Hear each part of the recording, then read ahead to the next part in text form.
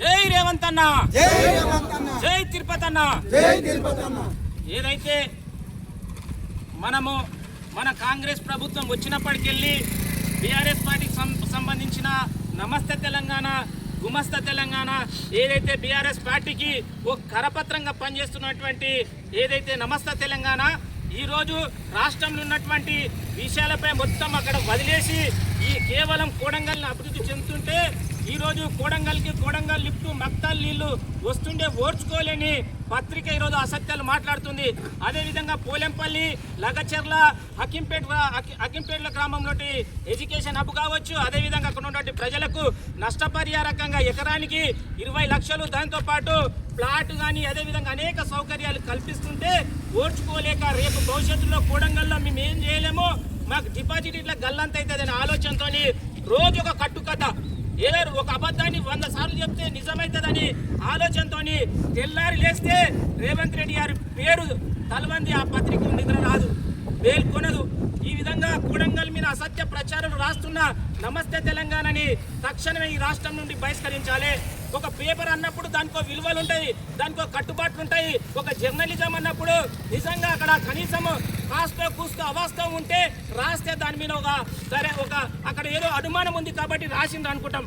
కానీ 100కు 100% అక్కడ ఏమి లేకున్నా ఇట్లా ఏదో జరుగుతుంది, ఏదో అక్రమాలు జరుగుతుందని ఈరోజు అసత్య ప్రచారం చేస్తున్న నమస్తే తెలంగాణని తక్షణం ఈ రాష్ట్రానికి వెళ్ళి బహిష్కరించాలి. ఎందుకంటే వేరే పత్రికల గురించి మేము మాట్లాడతలేము.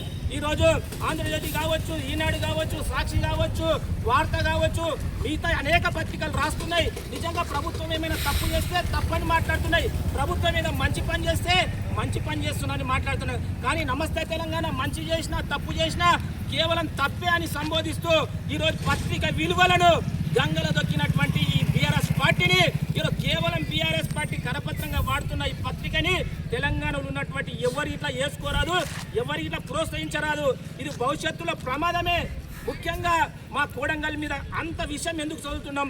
70 ఏళ్ళకెళ్ళి మమ్మల్ని ఎవరు అడగలే, మేము ఎక్కడేసిన గొంగడి అక్కడ ఉంటుంటే గౌరవ ముఖ్యమంత్రి గారు మా యొక్క కృష్ణా నీళ్ళు తెచ్చి మా యొక్క పొలాలు తడిపి మాకు నీళ్ళు ఇవ్వాలనే ఆలోచనతో గొప్ప ప్రయత్నం చేస్తుంటే దాని మీద ఇట్లా విషం చల్లుతున్నావు.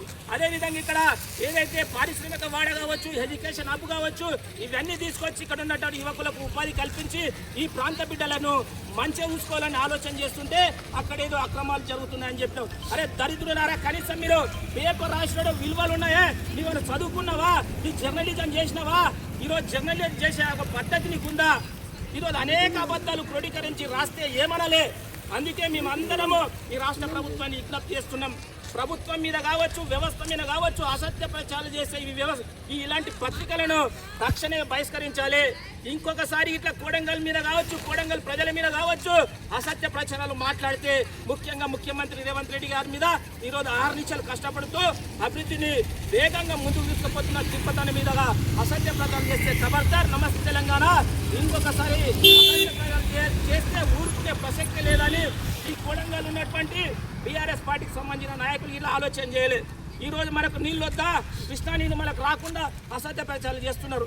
అదేవిధంగా ఎడ్యుకేషన్ హబ్ కావచ్చు, ఇన్స్టిట్యూషన్ కావచ్చు, కళాశాలలు కావచ్చు, మెడికల్ కాలేజ్ కావచ్చు, ఇంజనీరింగ్ కాలేజ్ కావచ్చు, ఈరోజు అనేకవి తీసుకొస్తుంటే వాటిని అసత్య ప్రచారాలు చేసి ఈరోజు మనల్ని ఆగం చేసే ప్రయత్నం చేస్తున్నారు. కాబట్టి టీఆర్ఎస్ పార్టీకి సంబంధించిన నాయకులు ఇట్లా ఆలోచన చేస్తారని ఈరోజు మళ్ళొకసారి ఇలాంటి అసత్య ప్రచారాలు చేస్తే తక్షణమే లీగల్గా యాక్షన్ తీసుకోవడానికి ఇట్లా వెనుకండి ఏమని తెలియజేస్తూ రేవంత్ అన్న నాయకత్వం, రేవంత్ అన్న నాయకత్వం, రేవంత్ అన్న నాయకత్వం. ఖబర్దార్ నమస్తే తెలంగాణ యాజమాన్యమా, ఖబర్దార్ నమస్తే తెలంగాణ యాజమాన్యమా. బహిష్కరించాలి తెలంగాణపై విషం తుమ్ముతున్న నమస్తే తెలంగాణ పేపర్ని బహిష్కరించాలి. కోడంగల్ అభివృద్ధిపై విషం జరుగుతున్న నమస్తే తెలంగాణ పత్రికను